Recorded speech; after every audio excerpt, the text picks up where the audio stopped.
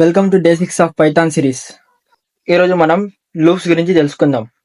నిన్న రిలీజ్ చేసిన గ్లింప్స్లో చెప్పినట్టు ఏదైనా పర్టికులర్ బ్లాక్ ఆఫ్ కోడ్ని రిపీటెడ్లీ ఎగ్జిక్యూట్ చేయాలనుకున్నప్పుడు లూప్స్ని మనం వాడతాం.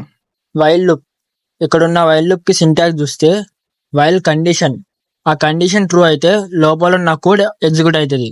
ఆ కండిషన్ ఫెయిల్ అయ్యే వరకు లూప్లో ఉన్న కోడ్ రిపీటెడ్లీ ఎగ్జిక్యూట్ అవుతూనే ఉంటుంది.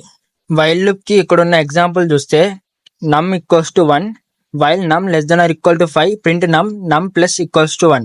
numలో ఉన్న వాల్యూ 5 కంటే <= ఉన్నంత వరకు లూప్లో ఉన్న కోడ్ ఎగ్జిక్యూట్ అవుతుంది, అంటే 1 to 5 ప్రింట్ అవుతుంది.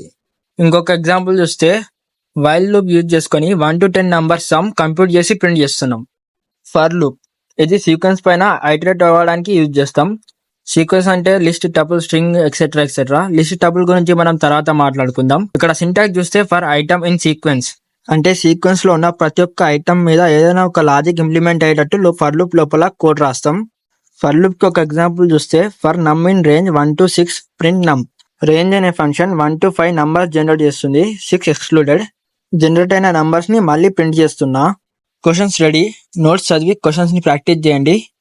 చలో ఫిర్ మిలేంగే, బాయ్.